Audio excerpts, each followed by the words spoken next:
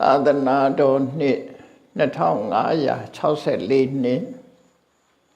ကောဇာတက္ကရာ1382ခုနှစ်နတ်တော်လဆန်း8ရက်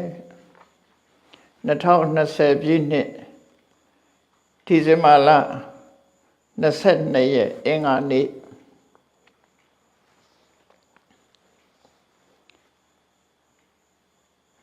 ရန်ကုန်မြို့ဖခင်ဥအောင်မျိုးမင်းတင်မိခင်တော်အေးအေးမြင့်တို့အားအမှုထား၍သမီးအေတိတာမင်းတင်သားဥက္ကမင်းတင် Amazing Hotel နဲ့ Resort မိသားစုတို့ဤ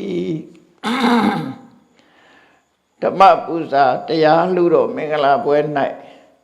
ဟောကြားအပ်သောစီးပွားရှာမန်စွာသုံးအကြောင်းတရားဒေသနာတော်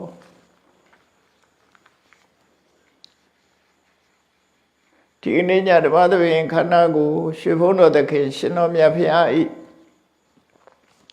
မဟာကရုဏာဂုဏ်ကိုအာယုံပြုကာတည်ကျူဖွဲ့ဆိုအပ်သော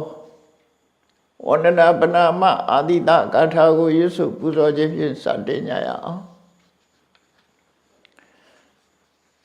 ယောကပကောတိဟိပိအပမေယံကာလံကရွန်တော်အတိဒုက္ခရာနိ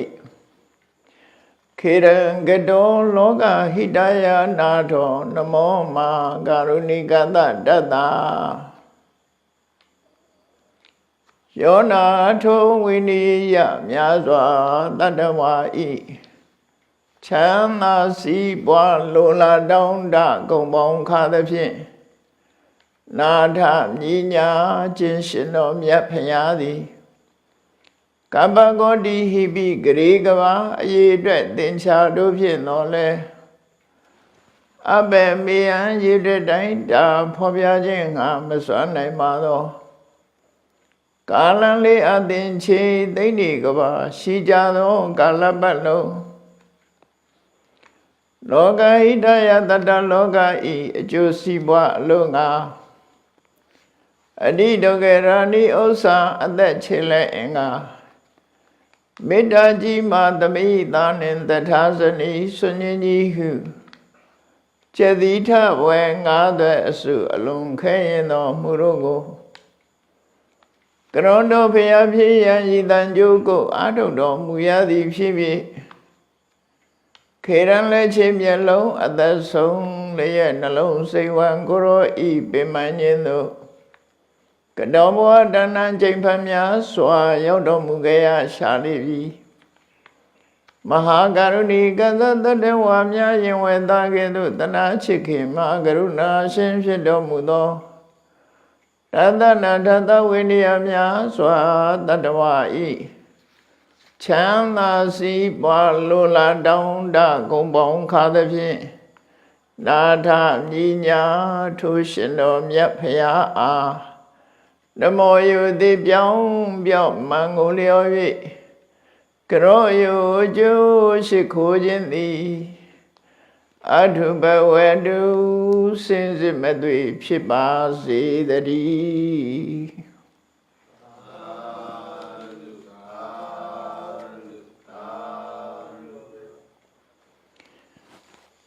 စီးပွားရှာမှန်စွာသုံးလူဘဝရလာတဲ့ပုဂ္ဂိုလ်တွေစီးပွားဥစ္စာရှာကြတယ်ရှာတဲ့အခါမှာရလာတဲ့စီးပွားဥစ္စာကိုလည်းပဲမှန်ကန်စွာသုံးစွဲရမယ်လို့မြတ်စွာဘုရားဟောကြားတဲ့သုတ္တတစ်ခုခြေပြုပြီးတော့နိုင်မှတ်သားကြရအောင်ဒီတရားကိုမြတ်စွာဘုရားကစေရဝန်ကျောင်းတကာကြီးအနာတပိန်အမိရတဲ့သုတ္တတတထေးကိုဟောတဲ့တရားပဲဖြစ်တယ်နာတပိန်နဲ့ပတ်သက်လာလို့ရှိရင်မြတ်စွာဘုရားကလူမှုရေးနဲ့ပတ်သက်တဲ့တရားတွေဟောရများတယ်ဝိပဿနာတရားတို့ ကျင့်စဉ်နေနဲ့ပတ်သက်ပြီးတော့ဟောတာရှိတော့လည်းပဲနဲတယ်လို့ပြောဒါကြောင့်မို့နာရဝိတ္တထေကြီးဟာနောက်ဆုံးအချိန်ရောက်တဲ့အခါရှင်သာရိပုတ္တရာဟောတဲ့အစွဲဖြုတ်တဲ့တရားအနာထပိဏိကောဝါဒဆိုတဲ့တရားကိုနားလည်ရတဲ့အခါမှာသူမျက်ရည်ကျတယ်။ဘာကြောင့်လို့ဆိုရင်ဒီလိုလေးနေတဲ့တရားကိုအရင်တော့မဟောကြဘူးတဲ့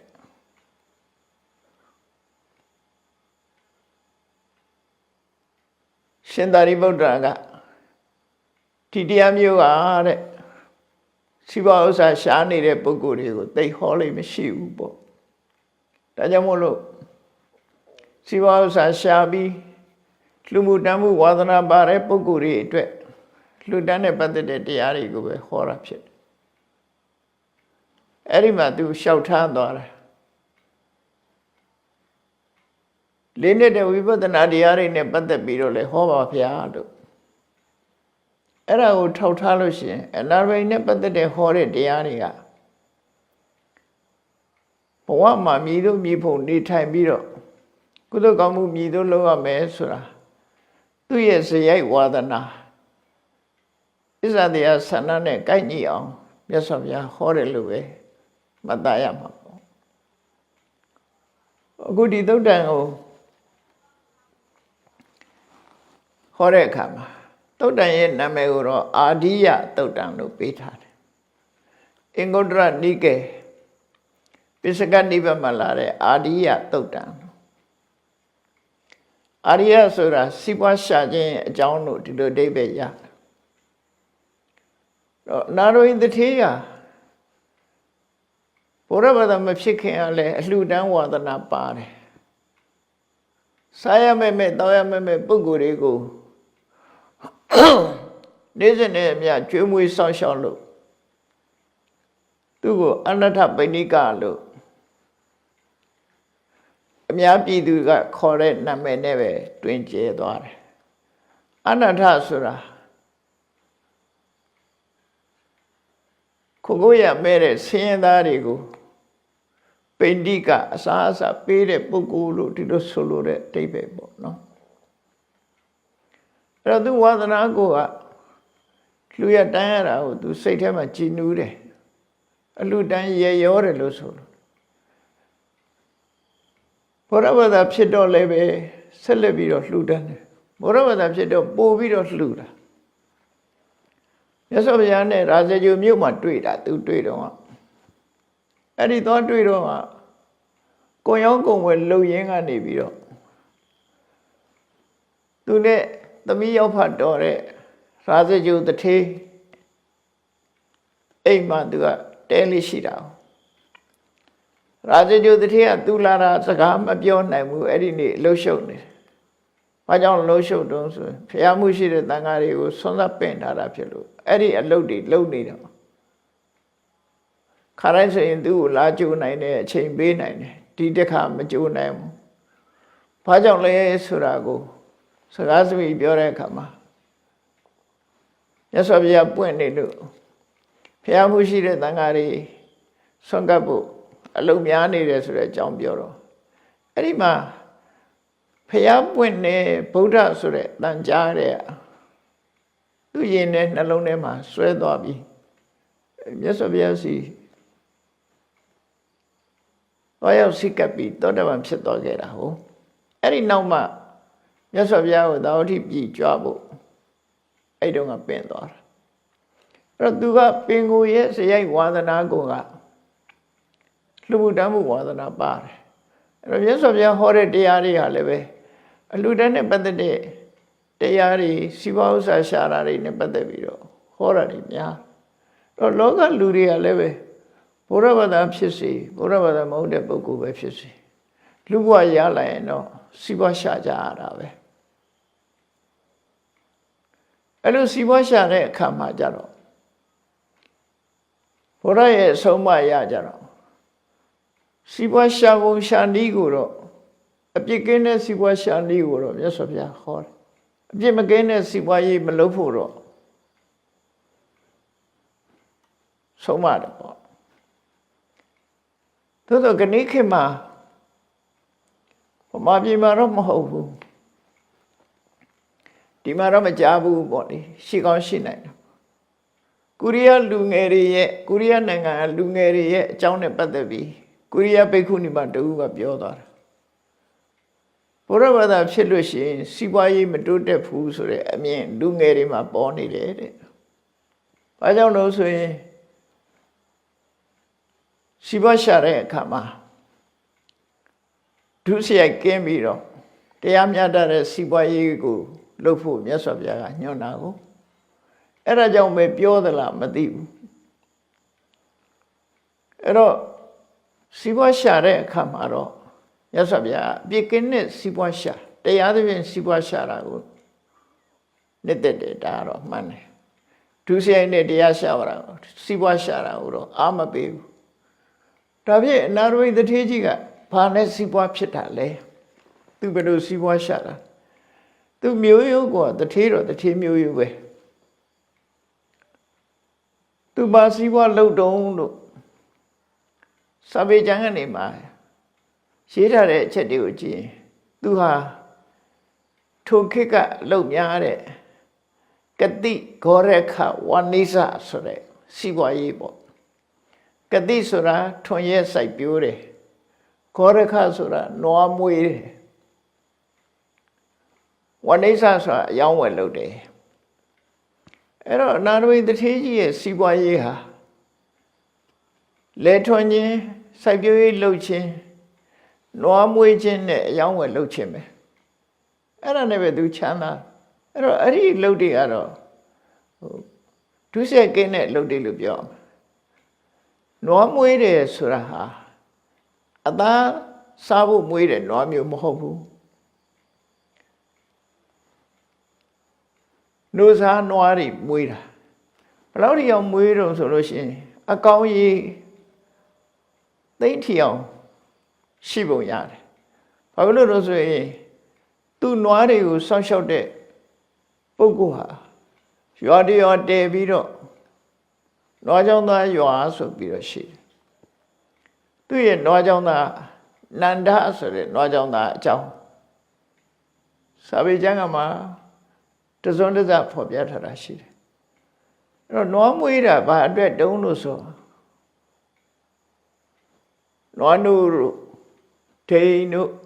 ထောပတ်တို့ဒီဟာတွေအတွက်နွားကထွက်တဲ့နှုတ်ထွက်ပစ္စည်းတွေအဲ့ဒါတွေကိုရောင်းဝယ်လုပ်တယ်စားတယ်အဲ့ဒီအတွက်မွေးတယ်နွားမွေးတယ်ပြီးတော့စိုက်ပျိုးရေးလုပ်တယ်လက်ထော်နဲ့ဆန်းစပါးစိုက်ပျိုးတယ်ပဲနှမ်းစိုက်ပျိုးတယ်ပြီးတဲ့အခါကျတော့ကုံရောင်းကုံဝယ်လုပ်တယ်တနေ့ကနေတနေ့သွားပြီးတော့ကုံရောင်းကုံဝယ်လုပ်တယ်အဲ့ဒါသူစီးပွားပဲဘုရားဘာသာမဖြစ်ခင်ကလည်းအဲ့ဒီစီးပွားကိုလုပ်တယ်ဘုရားဘာသာဖြစ်တော့လည်းအဲ့ဒီစီးပွားပဲလုပ်တယ်သူဒါတစိတစောင်းကြည့်မယ်ဆိုရင်အနာရဘိရဲ့စီးပွားဟာဒီတိုင်းပဲ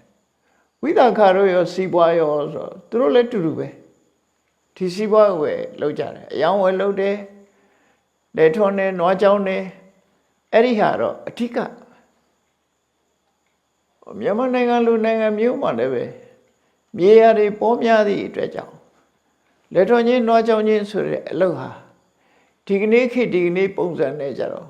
တောင်သူလယ်သမားတွေကဆင်းရဲနွမ်းပါဖြစ်နေကြတယ်ပေါ့နော်အမှန်ကတော့လက်တော့နွားကြောင်းချင်းအခြေခံပြီးတော့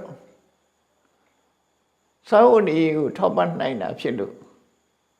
မြေယာမှာလောက်ကင်စားတာဟာအပြစ်လက်ကင်းပြီးတော့စာနာရိတ်ခါလည်းဖူလုံးစေတာပေါ့ခဏခေတ်မှာတော့ agriculture based economy ဆိုပြီးတော့စိုက်ပျိုးရေးကိုအခြေခံတဲ့စီးပွားရေးဆိုပြီးတော့ခုလောက်လာကြဒါကောင်းတဲ့ဟာတစ်ခုပဲဘာလို့လဲဆိုရင်လူဆိုတာဒီပြပစ္စည်းတွေဥပမာကာမစီလည်းနေလို့ရတယ်ထမင်းမစားပဲနေလို့မရအစမ်းနဲ့ရိတ်ခါကမတမအရေးကြီးတယ်ကဘာမှာ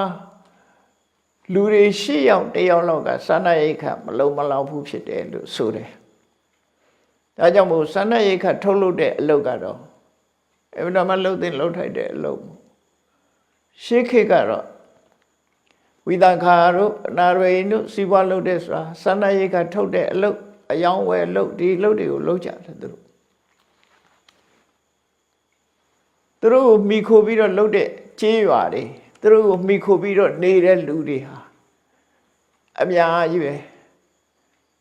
သိချီထီအောင်ရှိကြတယ်အဲ့ဒီလိုစီးပွားရေးနဲ့အသက်မွေးဝမ်းကြောင်းပြည့်တဲ့အနာရဘိန်တထေးနဲ့ပတ်သက်ပြီးတော့မြတ်စွာဘုရားဒီဟောတာစီးပွားရေးဆိုတာရည်ရွယ်ချက်မျိုးမျိုးနဲ့လုပ်ကြတာ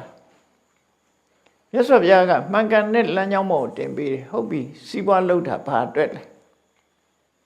ရလာတဲ့စီးပွားကိုဘယ်လိုသုံးမလဲဘယ်လိုစီးပွားလုပ်မလဲဘယ်လိုသုံးမလဲဆိုတာကိုထိတုတ်တတ်မှာလမ်းညွှန်မှုပေးထားတာပဲဒီလမ်းညွှန်မှုကလည်းပဲတရားမျှတတဲ့ရှုထောင့်ကနေပြီးတော့ဒီဘဝလည်းကောင်းနောက်ဘဝလည်းကောင်းအပြစ်ကင်းတဲ့စီးပွားရေးတစ်ခုအနေနဲ့မြတ်စွာဘုရားကလမ်းညွှန်ပေးတာဒီစီးပွားရေးမျိုးလုပ်ပြီးတော့ဒီလိုအသုံးပြုလို့ရှိရင်တဲ့အဲ့ဒီပုဂ္ဂိုလ်ဟာဒီဘဝမှာလည်းချီးမွမ်းမွယ်ဖြစ်တယ်နောက်ဘဝလည်းကောင်းရသူအထိရောက်နိုင်တယ်ဟောအဲ့ဒီစီးပွားမျိုးခိုင်းဒီဘဝတော့ချမ်းသာပါရဲ့နောက်ဘဝမှာအပင်ငရဲကျသွားတယ်ဆိုတာမျိုးကြတော့မကောင်းဘူးပေါ့နော်တဘဝပဲကောင်းစားတယ်နောက်ဘဝမကောင်းစားခဏခဏလည်းရှိတာမလေးတာတွေကဒုစရိုက်လုပ်ငန်းနဲ့အသက်မွေးတယ်မူရစ်စေဝါနဲ့လုံမွေးအသက်မွေးတယ်ဒီဘဝတော့ပတ်စံပေါ်ပေါ်သုံးရင်သုံးရမယ်ဒီဘဝတွေပဲအဖမ်းဆီးခံရတာတို့ချုံနှောင်ခံရတာတို့ဒါမျိုးတွေဖြစ်တာပဲမလို့မကင်းတာတွေလုပ်မယ်ဆိုလို့ရှိရင်ဒုစရိုက်နဲ့အသက်မွေးမယ်ဆိုလို့ရှိရင်စိတ်ဆင်းရဲမှုကိုယ်ဆင်းရဲမှုတွေပြဿနာတွေမကြုံမုံကြုံတယ်သို့တော့ဒုစရိုက်နဲ့လုပ်ငန်းနဲ့လုပ်ပြီးတော့အကျိုးပေးတဲ့လူတွေရှိတယ်ဒုစရိုက်နဲ့ချမ်းသာကြွယ်ဝနေတဲ့လူတွေရှိတယ်အဲ့ဒါဒုစရိုက်အလုပ်ကြောင့်ချမ်းသာတာတော့မဟုတ်ဘူးအဲ့ဒီနေရာမှာမျက်စိလဲသွားတတ်တဲ့လူတွေမှာကံကံကြီးကျိုးဆိုတာနဲ့ပတ်သက်ပြီးမျက်စိလဲသွားတတ်တယ်အဲ့ဒါကိုဘုရားဝါဒဝင်နေတတိထားဖို့လိုတယ်တေသေးချာချာဆွဲဆွဲမြဲမြဲမှတ်ရမှာတော့ကောင်းကျိုးချမ်းသာမှန်သမျှကုသိုလ်ရဲ့အကျိုးဆိုးကျိုးဆင်းရဲဒုက္ခမှန်သမျှအကုသိုလ်ရဲ့အကျိုးဒါတော့ပုံသေးကတ်ချက်နိယမအနေနဲ့မှတ်ထားနိယမအနေနဲ့ဒါဖြင့်ဒုစရိုက်လုပ်တဲ့ပုဂ္ဂိုလ်တွေချမ်းသာကြွယ်ဝနေတာဘာဖြစ်လို့လဲဒီဒုစရိုက်အလုပ်ကြောင့်ရတာလားအပေါ်အပြင်ကြည့်ရင်ဒုစရိုက်အလုပ်ကြောင့်ရတယ်လို့ထင်တာသို့တော့သူစီးပွားဖြစ်ပြီးတော့အစဉ်ပြေနေတာဟာကုသိုလ်ရဲ့ပံ့ပိုးမှုလို့သူတို့ဆိုတယ်သူလုပ်တဲ့အကုသိုလ်လုပ်ဒုစရိုက်အလုပ်ကခုမှပဲစိုက်ပျိုးတော့အဆင့်ရှိတော့သူကအကျိုးမထုတ်လို့သေးဘူးရှေးရခင်ကလုပ်ခဲ့တဲ့ကုသိုလ်ကောင်းမှုဒီကနေပြီးခုချိန်မှာအကျိုးပေးနေတာလို့သူတို့ယူအောင်မှာဖြစ်တယ်အကုသိုလ်ကဘယ်တော့မှကောင်းကျိုးမပေးဘူးအကုသိုလ်ကိုအကြောင်းပြုပြီးတော့ကုသိုလ်ကံကဝင်ပြီးတော့အကျိုးပေးနေတာလို့ဒီလိုလည်းရှိတတ်သေးတယ်နော်ဒီလိုလည်းရှိသေးတယ်အဲ့တော့နိယမရဲ့သဘောကိုတည်တည်ချာချာနားလည်ဖို့စဉ်းစားကြည့်လေအစိတ်ဆိုတာအစိတ်ပဲအကုသိုလ်ဆိုတာလည်းအကုသိုလ်ပဲအစိတ်ဟာအစိတ်တင်သွားရင်ဒုက္ခတော့ရောက်တာပဲများများသိရင်အသက်ထီအောင်ဆုံးရှုံးနိုင်တယ်ပေါ့ဒါအစိတ်ရဲ့သဘောပဲအကုသိုလ်ကလည်းပဲထို့တူပဲ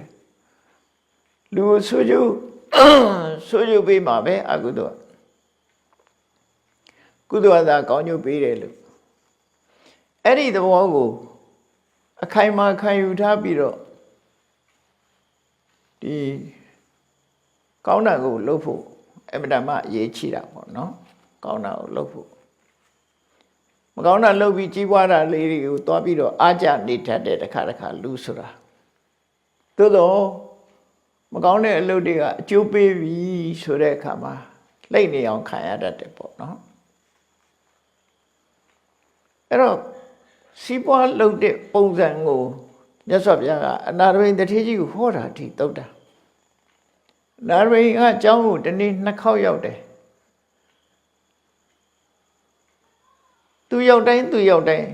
သူရောက်တိုင်းမြတ်စွာဘုရားကတရားတစ်ပုဒ်တော်ဟောလို့ရှိတယ်လို့ဆိုတယ်အခုဒီနေ့ဒီမှာဟောတဲ့တရားကြတော့ဘာလို့ဆိုရင်နာရဝိန်ကိုဟောလိုက်တဲ့တရားကပင်စိမေဃပတိဘောဂနာအာဒီယာသူလည်းစီးပွားလုပ်နေတဲ့ပုဂ္ဂိုလ်ဥစ္စာစီးပွားရှာဖွေနေတဲ့ပုဂ္ဂိုလ်ပေါ့နော်ဘောဂလို့ဆိုတဲ့စီးပွားဥစ္စာဘာကြောင့်လူတွေဟာရှာကြသလဲမြတ်စွာဘုရားကမှန်ကန်တဲ့လမ်းကြောင်းတစ်ခုအနေနဲ့အနာရဝိန်ကိုအကြောင်းပြုပြီးတော့ဟောတာအနာရဝိန်ကမူလကတည်းကသူကဒုစရိုက်ကင်းတဲ့စီးပွားရေးနဲ့အသက်မွေးခဲ့တာဖြစ်တယ်သူ့ကိုဟောခြင်းအပြင်သူနဲ့အတူတကွလာတဲ့ပုဂ္ဂိုလ်တွေအခြားပုဂ္ဂိုလ်တွေဒီဆုံးမဩဝါဒတရားကိုနိုင်ယူခွင့်ရသွားတဲ့အခါမှာစီးပွားရှာပုံလမ်းမှားနေတဲ့ပုဂ္ဂိုလ်တွေကိုလမ်းမှန်ပို့ပေးပြီးသားဖြစ်တယ်ပေါ့အနာရဝိန်နဲ့ပတ်သက်ပြီးတော့သူစိတ်ဝင်စားတဲ့အချက်မျိုးအနေနဲ့ရသော်ပြဟောတာလောကမှာတဲ့လူတွေဟာ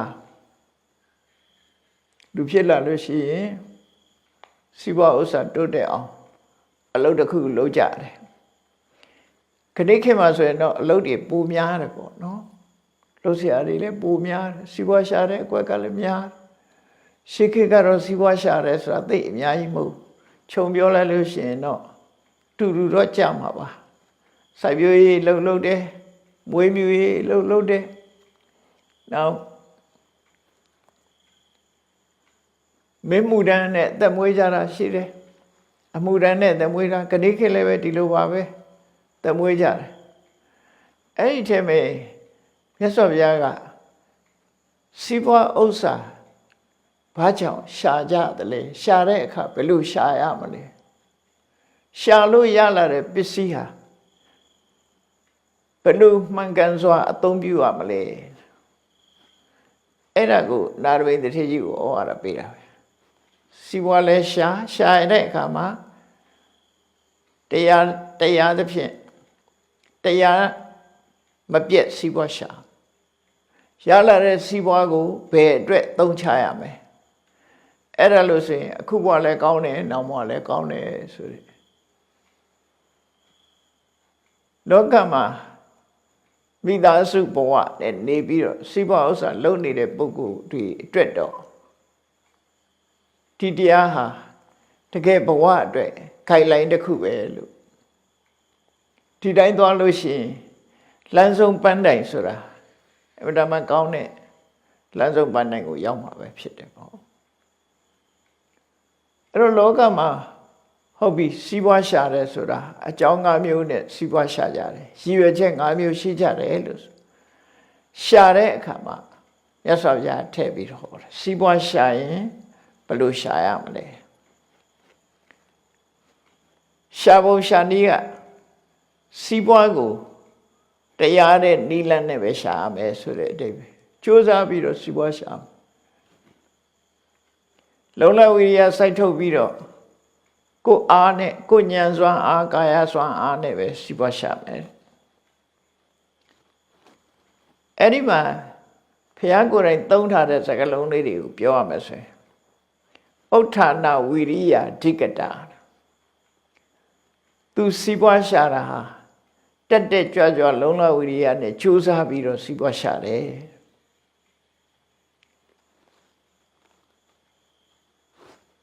ဘာဟာဗလပရိစိတတယ်လက်ယုံအားကိုအသုံးချပြီးတော့စီးပွားရှာတယ်ဆိုတော့ဒီဆိုလိုတာကကိုလုံလနဲ့ကိုယ့်ရဲ့လုံလဝိရိယနဲ့ရှာတယ်ကိုယ့်လက်ယုံကိုအားကိုပြီးရှာတယ်ဆိုတော့သူများစီကမတရားလုပ်တာမဟုတ်ဘူးပေါ့နော်ကိုကြိုးစားအထုတ်ပြီးတော့စီးပွားရအောင်လုပ်တယ်လို့ဒီလိုဆိုလိုတယ်ပေါ့နောက်တစ်ခုကသေထာဝက်ခိတ်တိသေထာဝက်ခိတ်တာဆိုတာပမာတွေပြောလို့ရှိတယ်အလုံးလုံးရတာနှစ်ဖူးကချွေချီမကြအောင်ဆိုတာရှိတယ်ရသော်ဘုရားကလည်းဒီသေထာဝက်ခိတ်တာဆိုတာချွေတီထွက်အောင်အလုံးလုံးရတယ်ဒါကြိုးစားတယ်ဆိုတဲ့အဓိပ္ပာယ် အဲ့ဒီမှာအဓိကအချက်ကတော့ဘာလို့ဆိုရင်ပြောချင်တာကတော့ဓမ္မိကေဟိဓမ္မလတ္တိဟိတဲ့သူရှာတဲ့စီးပွားကတရားသဖြင့်ရှာတဲ့စီးပွားဆိုလိုတာကိုချင်းတရားမပြတ်ပြားပဲရတဲ့စီးပွားလို့လိန်ညာပြီးတော့လှုပ်တဲ့စီးပွားလည်းမဟုတ်ဘူးမတရားကောင်းမှုဖြတ်တဲ့စီးပွားလည်းမဟုတ်ဘူးသူတစ်ပါးရဲ့အသက်တွေနဲ့အသက်မွေးတဲ့စီးပွားလည်းမဟုတ်ဘူးနော်ကိုယ်တိုင်အလုံးလုံးပြီးတော့စုဆောင်ပြီးရရှိလာတဲ့ငွေကြေးတနာစီးပွားဥစ္စာလို့ဓမ္မိကေဟိဓမ္မလတ္တိဟိတဲ့ဗုဒ္ဓသာဝကလို့ဆိုတဲ့ဗုဒ္ဓဘာသာတွေဟာစီးပွားရှာပြီးဆိုရင်ဒါအဓိကတတိထားဖို့လို့ဒုစရိုက်နဲ့မရှာနဲ့သူစရိုက်လုံးကနဲ့ကောင်းရောင်းကောင်းဝင်နဲ့ရှာရမယ်ဒါကိုစွမ်းအားနဲ့ကိုလှုပ်အားနဲ့ကိုဒါချွတ်ထက်တာမထွက်တာအဓိကမဟုတ်ဘူးကြိုးစားတယ်ဆိုတဲ့အတိတ်ပဲကိုကြိုးစားပြီးတော့မှန်ကန်တဲ့လမ်းကြောင်းနဲ့စီးပွားရှာပါမတရားလုပ်တာလည်းမဟုတ်ဘူးခိုးတာလည်းမဟုတ်လူတာလည်းမဟုတ်လိန်ရောင်းတာလည်းမဟုတ်ဘူးမှန်ကန်စီးပွားဥစ္စာကိုရှာတယ်ဒါရှာကြံတဲ့အပိုင်းလေးမှာမြတ်စွာဘုရားဒီစကားလုံးလေးတွေနဲ့သုံးထားတယ်နော်တရားသဖြင့်ရတဲ့ပစ္စည်းဥစ္စာဖြစ်တယ်လောကမှာမတရားသဖြင့်ရတဲ့ပစ္စည်းဥစ္စာတွေကလည်းရှိသေးတယ်လေမတရားသဖြင့်ရတယ်ဆိုတာသူများစီကလိန်ယူတာတို့ခိုးယူတာတို့မတရားတဲ့ဤတွေနဲ့လှုပ်ပြီးတော့ရထားတာတို့အဲ့ဒါတွေမဟုတ်ဘဲနဲ့တရားသဖြင့်အယောင်းဝယ်ကဖြစ်စေကိုလှုပ်အားနဲ့ဖြစ်စေဥမာမဲ့ယုံလှုပ်တယ်ယုံကပေးတဲ့လကဒါတရားသဖြင့်ရတယ်လို့ပြောမှာပဲအဂတိတရားလွတ်ကင်းပြီးတော့ကိုလှုပ်အားနဲ့ကိုရတဲ့ငွေကြေးတနာလို့ဆိုလို့တယ်ပေါ့အဲ့ဒါဘုရားဘာသာဝင်ဖြစ်လို့ရှိရင်ဒါတွေနဲ့ပဲစီးပွားရှာတဲ့နဲ့ဒီလိုပဲကြိုးစားပြီးတော့ရှာတဲ့နဲ့ခဏခေတ်မှာတော့စီးပွားရှာတဲ့နည်းတွေအများကြီးပဲပေါ့နော်ဟိုတယ်လုပ်ပြီးတော့စီးပွားရှာတာလဲဒါတရားသဖြင့်စီးပွားရှာတာပေါ့နော်ဒါရောတက်ခိုးတဲ့ပုဂ္ဂိုလ်တွေစီကအခါကျင်းငွေရတယ်ဒီဧည့်သည်ကျိုးပို့လုပ်တာလဲဒါတရားသဖြင့်စီးပွားရှာတယ်အယောင်းဝယ်လုပ်တာလဲတရားသဖြင့်စီးပွားရှာတယ်ဘယ်သူမှထိခိုက်နစ်နာတာမဟုတ်တဲ့စီးပွားမှန်သမျှဟာဓမ္မိကတရားလမ်းကြောင်းမပြတ်စီးပွားရှာတယ်လို့ပြောနိုင်တယ်အဲ့ဒီလိုရလာတဲ့စီးပွားဥစ္စာဒါရှာပုံနဲ့ပတ်သက်ပြီးပြောတာရလာတဲ့စီးပွားဥစ္စာဘာအတွက်ရှာကြတာလဲရှာပြီးတော့ဘာအတွက်သုံးမှလဲဟုတ်ပြီစီးပွားရှာတယ်ရလာပြီဆိုရင်နံပါတ်1ကကိုရီမန်းတဲ့လူတိုင်းဟာဘယ်သူပဲဖြစ်ဖြစ်စီးပွားရှာရဲဆိုတော့ကိုချမ်းသာဖို့ရှာတာဒါတော့သိကြပါပါမှာပဲနော်ကိုချမ်းသာဖို့ကိုမိသားစုချမ်းသာဖို့ဆိုတာချမ်းသာနေဖို့ရှာတာဒါရှာတဲ့နေဟာပဲကိုချမ်းသာအောင်လုပ်ရမယ်ကိုမိဘတွေချမ်းသာအောင်လုပ်ရမယ်အဲ့တော့မြတ်စွာဘုရားကဒီနေရာမှာပထမဆုံးလူတွေဟာစီးပွားရှာတာဟာမှန်ကန်တဲ့ရည်ရွယ်ချက်နဲ့စီးပွားရှာတာဘယ်လိုရည်ရွယ်ကြလဲရလာတဲ့စီးပွားကိုဘယ်လိုသုံးတယ်ဆိုစကလုံးချင်းချင်းနဲ့ပဲဖော်ပြတယ်အတ္တနံဒုခေတိပိနေတိတဲ့ကိုချမ်းသာနေတဲ့ဝဝလင်းလင်းစားသုံးတယ်ကိုအတွက်ကောင်းကောင်းနေကောင်းကောင်းသုံးတယ်ရလာတဲ့စီးပွားကိုကိုအတွက်သုံးပြရမယ်ပြီးတဲ့အခါမှာမာဒပိတရောသူခေတိပိနေတိကိုယ့်ရဲ့အမေဖေတွေကိုချမ်းသာနေစေတယ်ဝဝလင်းလင်းကျွေးမွေးထားတယ်ဒါကိုရတဲ့စီးပွားကိုမှန်ကန်စွာအသုံးချခြင်းပဲမိဘကျွေးတာကုန်ပါစေကုန်ကျိုးတတ်တယ်ကိုစားလို့ကိုချမ်းသာအောင်အသုံးပြုလို့ကုန်ရင်ကုန်ပါစေကုန်ကျိုးတတ်တယ်ဒါစီးပွားရှာတာကိုချမ်းသာဖို့ကိုမိဘတွေချမ်းသာဖို့နောက်တစ်ခုကတော့ပုဒ္ဒဓာရဓာတကမ္မကရပောရိတေပုဒ္ဒဓာရဆိုတာ သာသမီတို့အိမ်တော်ဘက်တို့ဗုဒ္ဓဒါရလို့ခေါ်တယ်ဒါသကမ္မကရပောရိတဆိုတာရှေးခေတ်ကတော့အိမ်မှာအပိုင်ဝယ်ထားတဲ့ကြေးကျွန်ဆိုတာရှိတတ်တယ်ခဏခေတ်မှာတော့ကြေးကျွန်မရှိဘူးအဲ့တော့ကမ္မကရပောရိတဆိုတာဝန်တန်းနေကိုယ်အိမ်မှာလှုပ်လှုပ်ဖို့ရခေါ်ထားတဲ့ဝန်တန်းနေအဲ့ဆိုလိုတာကကိုမိသားစုကိုယ့်ရဲ့ဝန်တန်းနေချမ်းသာဖို့အသုံးပြုတယ်ဝဝလင်းလင်းစားစေတယ်ဆိုတော့ကိုရှာထားတဲ့စီပွားကိုအခုတိုင်းပဲအသုံးပြုတယ်ဆိုလို့ရှိရင်ဒါဟာမှန်ကန်စွာအသုံးပြုခြင်းပဲလို့ရသော်ဖျားသတ်မှတ်ပြီးတော့ဖော်ပြတယ်မသုံးရဘူးပြောတာမဟုတ်ကိုရှာတဲ့စီပွားကိုဒီလိုပဲသုံးချကိုချမ်းသာအောင်အသုံးပြုမယ်မိဘအတွက်အသုံးပြုမယ်ကိုအိမ်သားဝန်ထမ်းများအတွက်အသုံးချတယ်ဒီအချက်ဟာဖြင့်ကျင့်တတ်စရာကောင်းတဲ့အချက်ပဲတဲ့နောက်ဒုတိယအချက်အနေနဲ့မြတ်စွာဘုရားဟောတယ်အဲ့ဒီရလာတဲ့ပစ္စည်းဥစ္စာတရားသဖြင့်ရလာတဲ့ဥစ္စာကိုဒုတိယအနေနဲ့ဘာသုံးချမလို့မိတ္တာမစ္စေဒုက္ခေတိပိနိတိလူတိုင်းမှာမိတ်ဆွေတွေရှိတယ်ဒုက္ဖောကံဘက်တွေအပေါင်းအသင်းတွေရှိတယ်သူတို့မှာအခက်ခဲတစ်စုံတရာရှိလာလို့ရှိရင်ကုညီသင့်တယ်သူတို့အတွက်သုံးချပေးတယ်ကိုရှာတဲ့ပစ္စည်းဥစ္စာသူတို့အတွက်လည်းပဲအကူအညီပေးတယ်ဆိုလို့ရှိရင်ဒါလည်းကျေနပ်စရာကောင်းတဲ့ဟာပဲတဲ့ဒါလည်းမမေ့တဲ့နဲ့ကိုနဲ့ကိုပတ်ဝန်းကျင်ဆိုတာမိတ္တဆိုတာမေတ္တာသက်ဝင်ချစ်ခင်ကြတဲ့အပေါင်းအသင်းတွေအမစ္ဆဆိုတာလှုပ်ဖို့ကိုင်မဲ့တွေတခါတရံခက်ခဲကြုံတဲ့အခါကျတော့ကိုယ့်ရဲ့ကူညီမှုကိုခက်ခဲကြုံရင်လည်းသူတို့ရဲ့ကူညီမှုအပြန်အလှန်အားပြုပြီးတော့နေကြတာဖြစ်တော့ကြောင့်ကိုရှာထားတဲ့စီးပွားတွေကမိတ်ဆွေတွေအတွက်သုံးချတယ်လှုပ်ဖို့ကိုင်မဲ့တွေအတွက်သုံးချတယ်ဆိုရင်ဒါမှန်ကန်စွာသုံးချခြင်းပဲဖြစ်တယ်ကျင့်တတ်စရာကောင်းတယ်တဲ့ဒါလေကိုရှာတာသူတို့အတွက်လည်းပါတယ်လို့သူတို့ဆိုလို့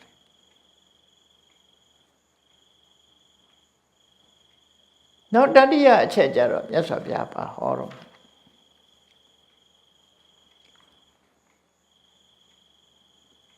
လူလောကဆိုတာအခက်ခဲတို့ဘေးရန်အန္တရာယ်တို့ဆိုကြုံတတ်တယ်လေဒီဘေးရန်အန္တရာယ်နဲ့ပတ်သက်ပြီးတော့အဖြစ်များတာဗမာပြည်မှာအတူသိများတာပါတော့ဆိုရန်သူမျိုး၅ပါးတကယ်တော့စာပေကျမ်းကမှာရန်သူမျိုး၅ပါးလို့တိုက်ရိုက်သုံးတာတော့နည်းတယ်တိုက်ရိုက်သုံးတာတော့နည်းတယ်ပစ္စည်းဥစ္စာတွေနဲ့ပတ်သက်လာလို့ရှိရင်တော့ဒီရန်သူမျိုး၅ပါးဆိုတာလူကိုရန်ပြုတဲ့ရန်သူမျိုး၅ပါးတော့မဟုတ်ဘူးပစ္စည်းဥစ္စာအကုန်ကြဖြစ်ပေါ်စေတတ်တဲ့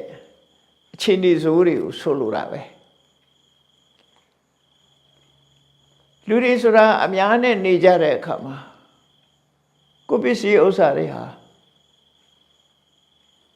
ကိုအိမ်ကစပြီးတော့မီးလောင်တာမဟုတ်ပေမဲ့လို့သူများအိမ်ကလာပြီးတော့ကူးဆက်ပြီးတော့မီးလောင်ခံရတာမျိုးတွေလည်းရှိတယ်မီးဘေးသင့်တယ်ဆိုတာလောကမှာရှိနိုင်တယ်လေမြို့ကြီးတွေပါကြီးတွေဆိုပိုးပြီးတော့ကြောင်း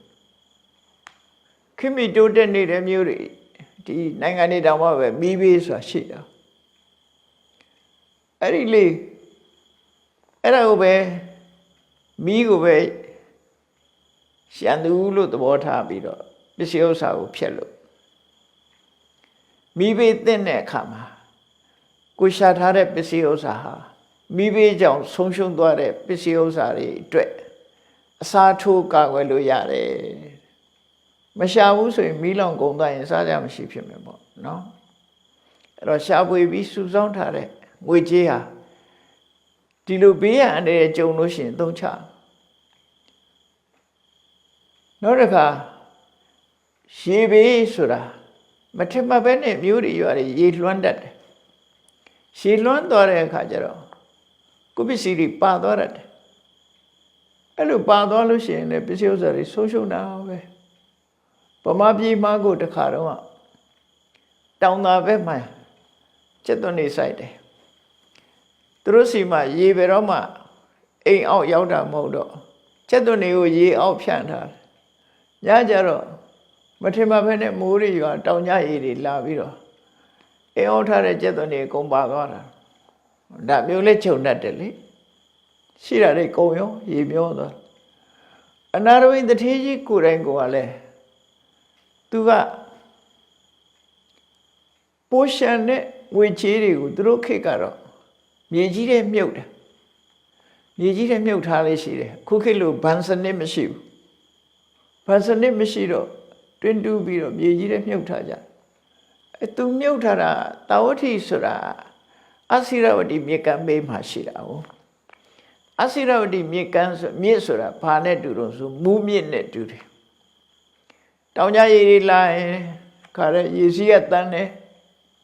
ပတ္တစာရီတို့မျောသွားတယ်ဆိုတာအဲ့သူ့သားလေးတွေမျောတယ်ဆိုတာအဲ့ဒီမြစ်ပဲအစိရဝတိရေကအခုရောက်ရင်ရောက်လာတာဗမာပြည်မှာဒေါင်းသေးချောင်းတို့လို့ပေါ့နော်ဒေါင်းတောင်မလွတ်ဘူးလို့ပြောတယ်အဲ့ဒီအချိန်မှာတောင်ကြရေကျလာလို့ရှိရင်တိုက်စားသွားနိုင်တယ်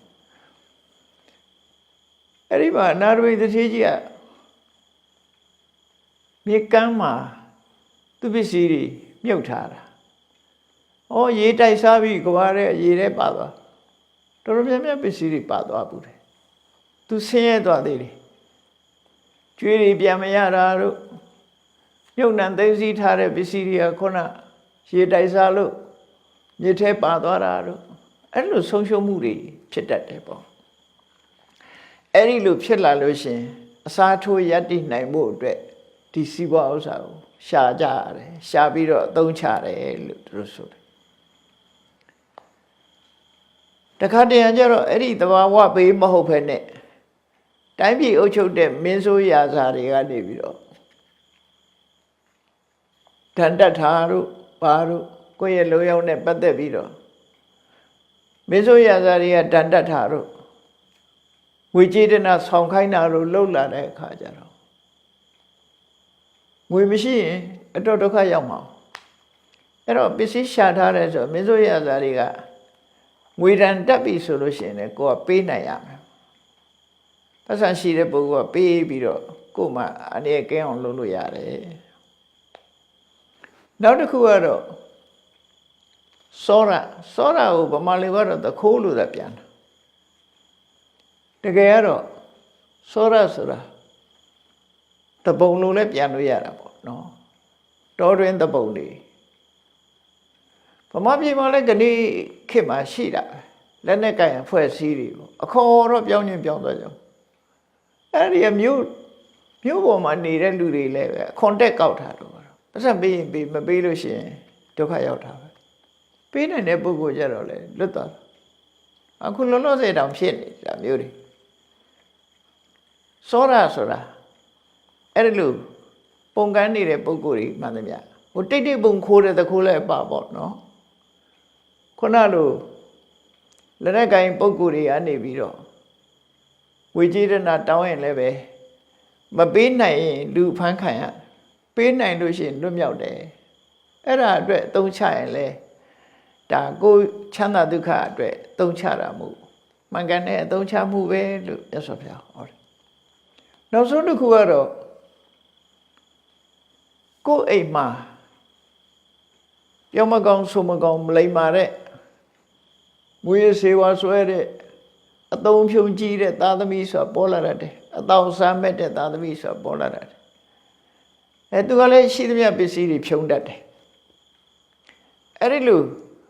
အမွေခံသားဆိုသမီးဆိုအပိယတော်ဒါရတော်မချစ်မုန်းစရာကောင်းတဲ့အမွေခံသားသမီးတွေကလည်းပဲပစ္စည်းဥစ္စာကိုဖျက်ဆီးတတ်တယ်အဲ့ဒါကိုပဲယန္တမျိုးကားပါလို့ပြောတာရှေးမင်းမင်းခိုးသူမချစ်မနစ်တဲ့အမွေခံသားဆိုသမီးဆိုအများကတော့အမွေခံဒီယန္တမျိုးကားပါကိုရည်တွက်တဲ့အခါမှာ ရေမီးမင်းခိုးသူမချစ်မနစ်တဲ့အပ်သောသူလို့တွက်ကြတယ်အမှန်မချစ်မနစ်တဲ့အပ်သောသူဆိုတာအတိပ္ပယ်မမှန်သေးဘူးမချစ်မနစ်တဲ့အပ်သောသားဆိုးသမီးဆိုးလို့သူတို့ဆိုလို့တယ်အမွေခံကိုပြောတာကြံတဲ့ကိုမုန်းတဲ့လူတွေပြောတာမဟုတ်ဘူးသူတို့ကလာပြီးဒုက္ခမပေးဘူးကိုသားသမီးကကိုဒုက္ခပေးတယ်အဲ့ဒီအမွေခံပုဂ္ဂိုလ်ကလည်းပဲပစ္စည်းတွေကိုသုံးတတ်ဖြုံတတ်တယ်လို့အဲ့ဒါလို့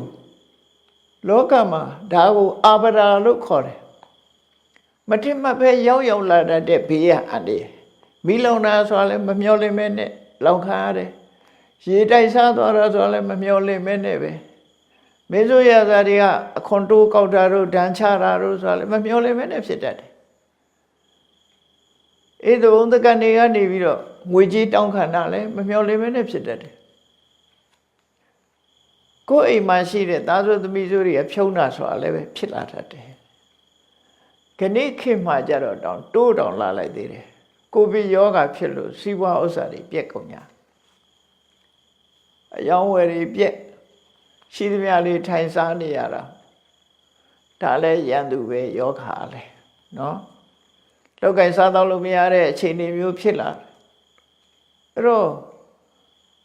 ရန်သူဆိုတာအဲ့ဒါကိုဆိုလို့တယ်ပေါ့စီးပွားဥစ္စာပြက်ခြင်းရဲ့အကြောင်းတရားတွေကလောကမှာမြောက်များစွာရှိတယ်ထင်မယ်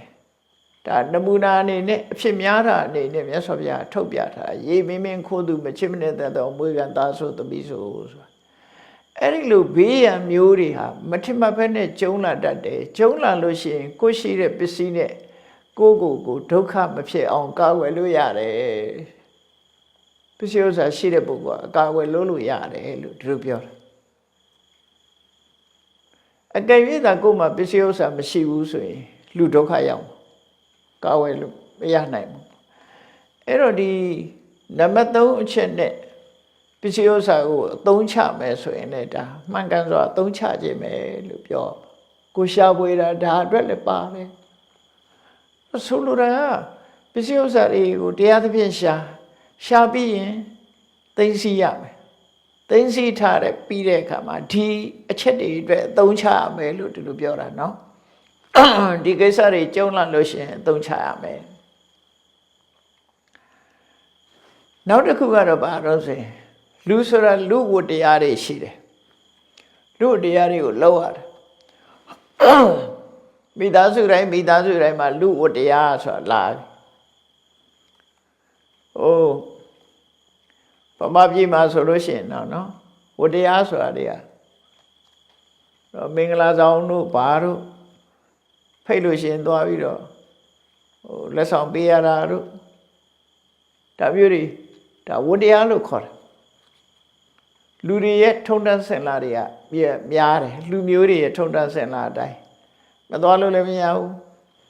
မလုပ်လို့လည်းမရဘူးမလုပ်ရင်မလုပ်ချင်လို့မတော်ဘူးဆိုတဲ့အရာကိစ္စမျိုးတွေကရှိတတ်တယ်ပေါ့အဲ့တော့လူဝတ္တရားနဲ့ပတ်သက်ပြီးတော့လည်းပဲငွေကြေးတနာကလိုအပ်တယ်လောကလူတွေဟာလှုပ်တဲ့လှုပ်ထက်တဲ့လူဝတ္တရားတွေကဘာတွေတော့လူဝတ္တရားတွေနဲ့ပတ်သက်ပြီးတော့ဒီမှာဖော်ပြထားတာကတော့မြတ်စွာဘုရားကလူဆိုတာတဲ့ဆွေမျိုးတွေဒုက္ခရောက်နေလို့ရှိရင်ဒီတိုင်းကြည်နေလို့မရဘူးတဲ့ကိုယ်ဆွေမျိုးကိုပေးကမ်းထောက်ပံ့ရမယ်ဗမာပြည်ကလူတွေကတော့ဆွေမျိုးတောင်မကပါဘူးလှူကြတန်းကြတယ်အခုကိုဗစ်ကာယောဂါဖြစ်ပွားနေတဲ့အချိန်မှာဆိုရင်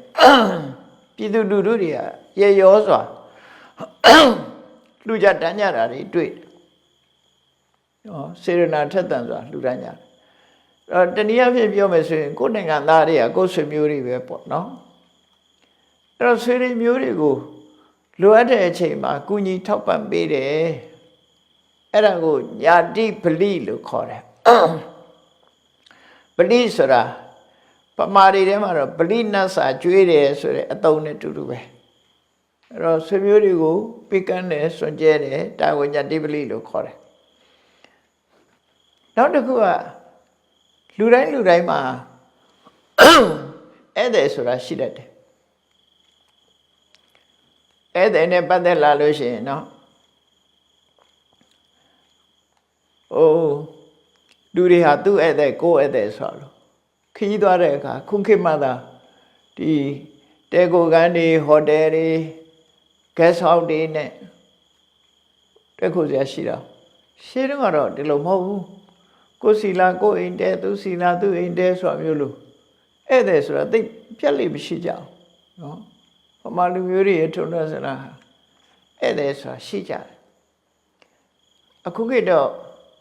အဲ့ဒါလို့ဧည့်သည်မျိုးကရှိတော့ရှိမယ်နဲသွားပြီသူကဧည့်သည်တဲစရာနေရာတွေတည်တံ့ရှိသွားတဲ့အခါကျတော့တည်တည်ဖြစ်စေမတည်တည်ဖြစ်စေငွေကြေးသုံးချပြီးတော့ဧည့်သည်တဲအဲ့ဒါလို့မဟုတ်ဘဲနဲ့ကိုယ်စီလာတဲ့ဧည့်သည်ကြတော့ကိုယ်ကတောင်းဝန်ယူရတယ်ဧည့်သည်ကိုတောင်းဝန်ယူတာမြန်မာနိုင်ငံပဲရှိတော့တယ်ထမရဲ့ကျန်တဲ့နိုင်ငံတွေမရှိတော့ဘူးမရှိတော့တော့ဒီယဉ်ကျေးမှုကဗမာပြည်ပဲရှိတော့မယ်ထင်တယ်တည်တည်ချာချာသူတေသနာလုပ်ကြည့်ရင်တော့ဖြည့်သိမှာပေါ့နော်တခြားနိုင်ငံတွေမှာတော့မရှိဘူးသိကြတယ်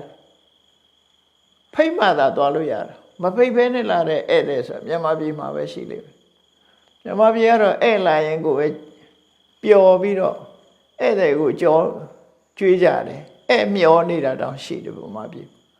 ကြီးတာရင်ဧည့်လာတယ်ဆိုပြီးတော့ဗမာလူမျိုးတွေကတော့ဧည့်ကိုညီးညူတာတိတ်ပြီးတော့မရှိကြတော့အဲ့ဒီကိုယ်အိမ်လာတဲ့ဧည့်သည်ကိုကျွေးလိုက်ရမွေးလိုက်ရမှကျင့်တတ်တယ်ဆိုတာအခုတောရွာတွေမှာရှိတော့မယ်တာဧည့်သည်ဆိုတာရှိတော့မယ်ကိုယ်ရရောက်လာရင်ကိုယ်ဧည့်သည်ဆိုကိုမစားခြင်းနေပြီဧည့်သည်ကောင်းကောင်းချက်ကျွေးတဲ့မြန်မာလူမျိုးတွေကဒါမြန်မာယဉ်ကျေးမှုအနေနဲ့ရှိနေတော့မယ်ကိုမြို့တွေတော့နည်းနည်းရှားသွားပြီထင်တယ်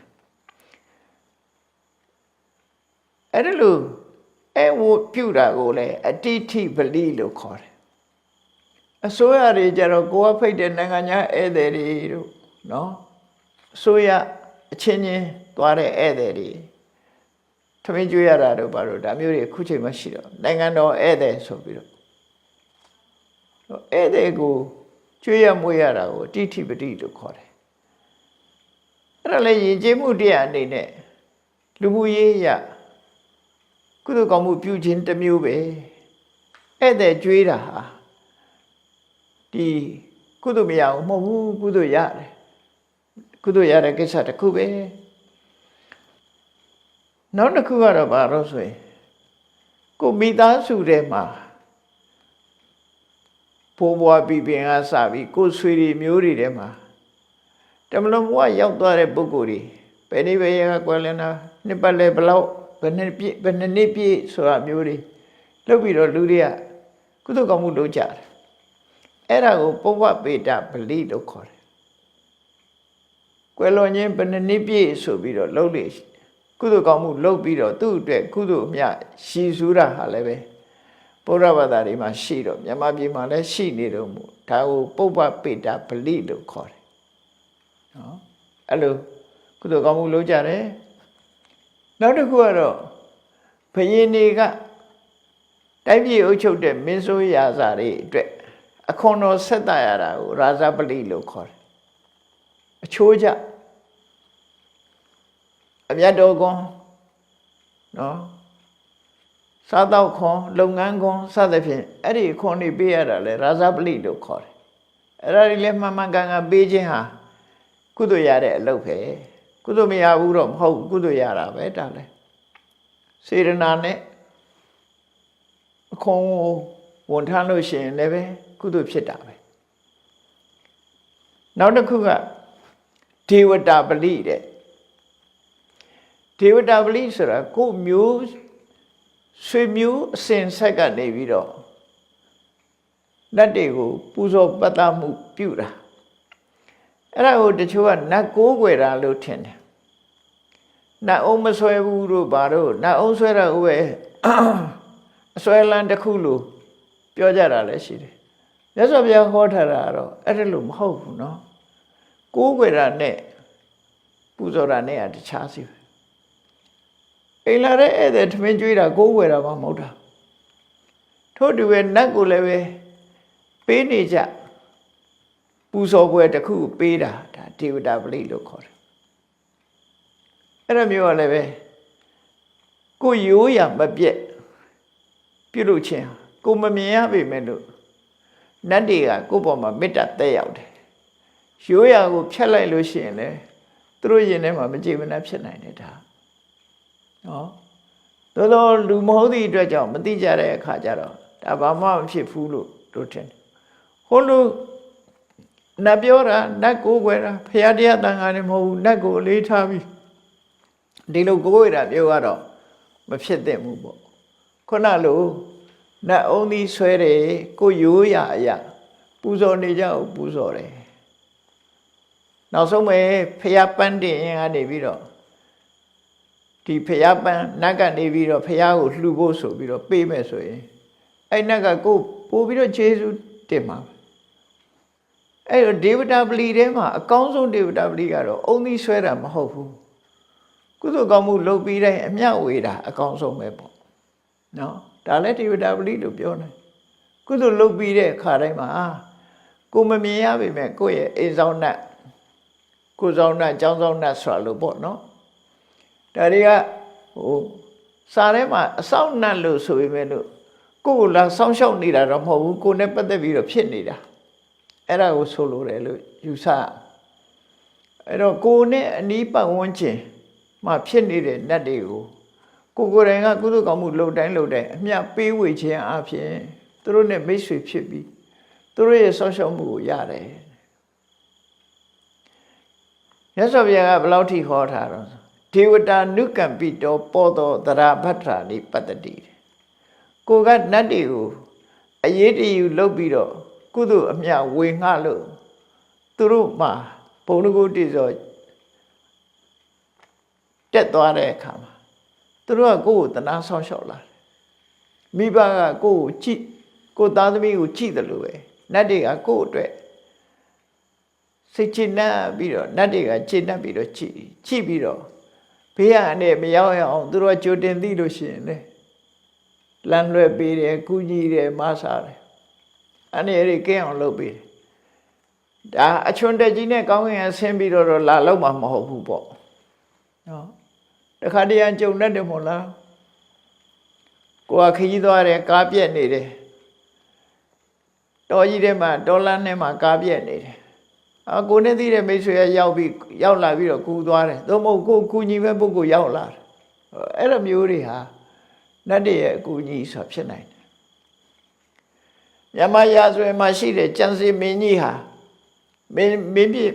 အနောထာဘုရင်လည်းတက်ကမင်းပြမင်းတန်တင့်တော့သူကထွက်ပြေးရတဲ့အချိန်မှာသူနဲ့ဆူတောင်းဘက်မင်းမဟာခီရိကနေပြီးတော့သူ့ကိုဆောင်းလျှောက်တယ်ဆိုတာနောက်ပိုင်းလာပြောတယ်တန်ဃာသေးအောင်ဆောင်ပြီးတော့ဟိုဘကံပို့ပေးတယ်အဲ့ဒါတကယ်တန်ဃာသေးမဟုတ်ဘူးတဲ့မင်းမဟာခီရိနတ်ကနေလောက်သွားဒါပေမဲ့နတ်အနေနဲ့လာလောက်တာမဟုတ်ဘူးလူတယောက်တန်ဃာသေးရေထဲမှာလှုပ်တဲ့လူတယောက်အနေနဲ့သူ့ကိုခဲသွားတယ်အဲ့ဒါမျိုးတွေဒါဒေဝတာနုကံပိတော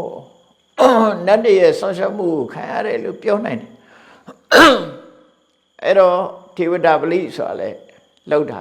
ဒါတုတ်တင်လှုပ်ထိုက်တယ်လို့ပဲပြောရမှာနတ်ကိုးကွယ်တာနဲ့နတ်ပူဇော်တာနဲ့မတူဘူးဆိုတာကိုတော့မှတ်ထားဖို့လိုတယ်ပေါ့နော်အဲ့ဒါလို့ဒီအချက်တွေအတွက်ပစ္စည်းဥစ္စာကိုသုံးချတယ်ဆိုရင်လည်းဒါကောင်းသောသုံးချခြင်းပဲကိုယ့်အတွက်အကျိုးရှိနိုင်တယ်နံပါတ်5ကျတော့ဘာပြောတော့ဆိုအကျင့်ကောင်းနေထိုင်ကောင်းတဲ့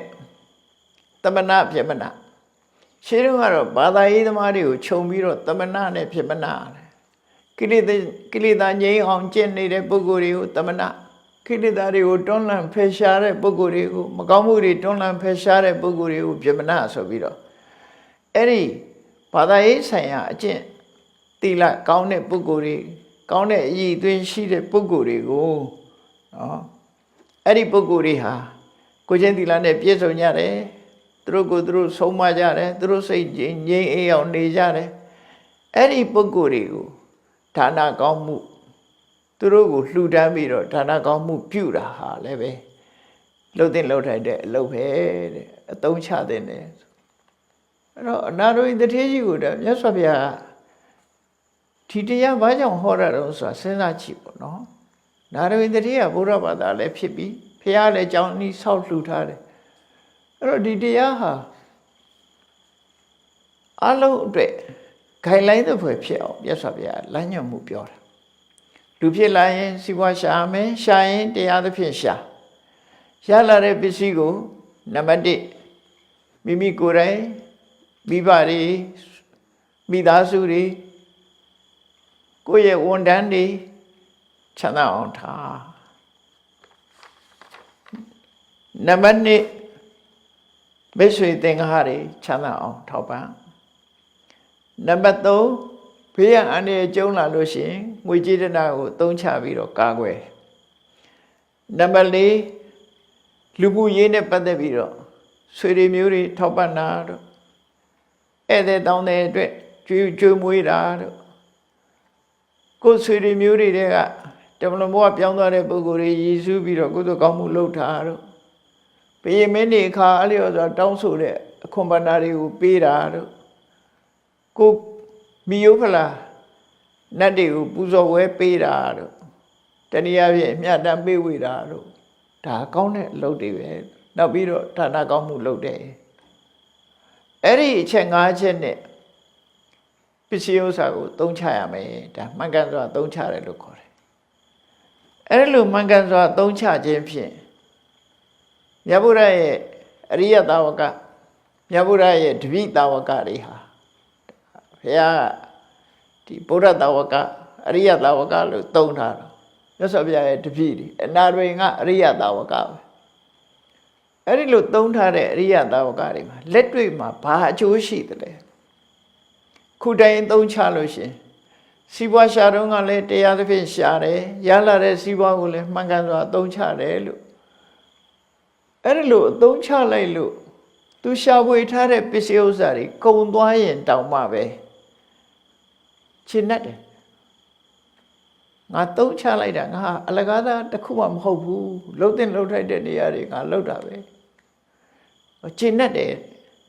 အကယ်၍မကုန်ဘူးစီးပွားဥစ္စာကရှာထားတာများလို့စုဆောင်းမှုအားကောင်းသည့်အတွက်ကြောင့်မကုန်ဘူးဆိုလို့ရှိရင်မကုန်လို့လဲဝမ်းသာကြည်နူးရတယ်လှုပ်တဲ့လှုပ်ထိုက်တာတွေလှုပ်လို့လဲဝမ်းသာကြည်နူးရတယ်တစ်ဖက်စလုံးကတွေးကြည့်လိုက်လို့ရှိရင်ရှင်းတတ်เสียအကြီးပဲအဲ့ဒီလိုကိုယ့်ရဲ့ဘဝကိုရှင်းတတ်အားရမှုဖြစ်ခြင်းဟာဥဒ္ဓမအရေးကြီးတဲ့ကိစ္စတစ်ခုပဲကိုယ့်ဘဝကိုမချေမနှက်ဖြစ်နေတဲ့ပုဂ္ဂိုလ်တယောက်ဟာကောင်းကျိုးချမ်းသာရဖို့ခဲနေပေါ့နော်ကောင်းကျိုးချမ်းသာဒါကြောင့်မို့မြတ်စွာဘုရားကရှင်းတတ်အားရမှုတွေဒီအတိုင်းနေမယ်ဆိုရင်ဒုဘဝမှာရှင်းတတ်အားရမှုရှိတယ်တော့နောက်ဆုံးအနေနဲ့မြတ်စွာဘုရားဘာနဲ့ဟောထားတော့ဆိုရင်ဒီချက်တွေကိုအားလုံးပေါင်းပြီးတော့ဒီပုဂ္ဂိုလ်ဟာသူ့ကိုယ်သူစဉ်းစားတယ်ငါရှာထားတဲ့ပစ္စည်းတွေငါအတွက်အသုံးချရတယ်ငါကျွေးမွေးဆောင်ရှောက်မဲ့ပုဂ္ဂိုလ်တွေအတွက်လည်းကျွေးမွေးဆောင်ရှောက်တယ်ဘေးရန်အန္တရာယ်တွေကိုလည်းဒီပစ္စည်းနဲ့ငါအကာအကွယ်လုပ်နိုင်ခဲ့တယ်ဒါနကောင်းမှုလည်းငါလုပ်နိုင်ခဲ့တယ်ဆိုပြီးတော့သူကခြေနဲ့ကုံတော့တာခြေနဲ့တယ်နောက်ဆုံးမှာလောကမှာပစ္စည်းရှာတာကိုကဓာရီဆောင်ရွက်ဖို့ရှာတာတိမ့်ထားဖို့ရှာတာမဟုတ်ဘူးတိမ့်ထားရင်လည်းအလကားပဲကိုသိရင်ထားပြခဲ့မှာပစ္စည်းငွေကြေးတနာရှာဖွေရတယ်ဆိုတာအခုဟာတွေလှုပ်ဖို့ရှာဖွေတာဖြစ်တယ်ဒီအချက်၅ချက်ကိုလှုပ်ရမယ်ဒီလိုဆိုလို့တယ်ပေါ့နော်အဲ့ဒီအလုပ်လုပ်လိုက်ခြင်းအပြင်တွေးကြည့်တိုင်းစိတ်ထဲမှာဝမ်းသာကြည်နူးမှုဖြစ်တယ်အဲ့ဒီလိုဝမ်းသာကြည်နူးမှုဖြစ်ပြီးတော့ငါးပါးသီလလုံခြုံတဲ့အမျိုးကောင်းသားမျိုးကောင်းသမီးဟာတဲ့ဒီလမ်းကြောင်းအတိုင်းလျှောက်လန်းသွားလို့ရှိရင်ဒီဘဝမှာလည်းပဲချီးမွမ်းခံရပြီးတော့သေတဲ့နောက်မှာလည်းပဲကောင်းရသူအတိဘဝကိုမြေကြီးလက်ခတ်မရတော့ရောက်တယ်လို့မြတ်စွာဘုရားဒီလိုဟောတယ်အဲ့တော့ခြေနှက်เสียအလွန်ကောင်းတယ်ပေါ့နော်ကိုရှာထားတဲ့ပစ္စည်းနဲ့ကိုဘဝဟာဒီဘဝမှာလည်းကောင်းတာတွေလုပ်လိုက်ရတယ်နောက်ဘဝမှာလည်းကောင်းတဲ့ဘုံရောက်သွားတယ်ဆိုတာဒီတဲ့ခြေနှက်เสียပဲကောင်းတော့မှာနော်အဲ့တော့အနာရဝိတ္တိကြီးကိုမြတ်စွာဘုရားဒီသူ့ရဲ့အစ္ဆာတရားချိပြီးတော့ဒီတရားကိုဟောကြားတာဖြစ်တယ်တရားချက်ခင်သူတော်စင်ပြိဿပေါင်းတို့အာရိယသုတ်တံမှာစီးပွားဘယ်လိုရှာပြီးဘယ်လိုနေရာမှာအသုံးချတယ်ဆိုတာကိုကွက်ကွက်ကွင်းကွင်းရှင်းလင်းစွာမြတ်စွာဘုရားဖော်ထုတ်ဟောကြားခဲ့တာဖြစ်တယ်အဲ့တော့ဘုရားဘာသာဝင်ဖြစ်တဲ့ပုဂ္ဂိုလ်တိုင်းဟာ မြတ်စွာဘုရားရဲ့လမ်းညွှန်ချက်ကိုသိပြီးတော့တို့တွေဟာဘဝနေထိုင်နေစီပွားဥစ္စာကိုတရားသဖြင့်ရှာမယ်ရလာတဲ့စီပွားဥစ္စာကိုနှမျောတွန့်တို့ပြီးတော့မနေဘဲနဲ့ဒီအတွက်တို့တွေအသုံးချရမှာဖြစ်တယ်လို့ကိုစီမှတ်သားနိုင်ယူထားတဲ့အတိုင်းလိုက်နာကျင့်သုံးနိုင်ကြပါစေကုန်သတည်း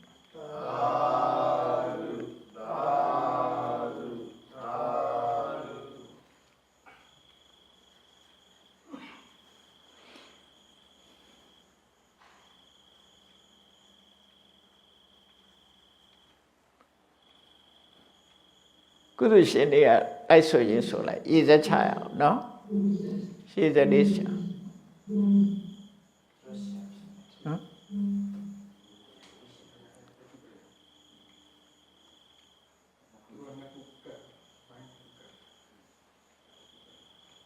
ရှေးစက်ချမယ်နော်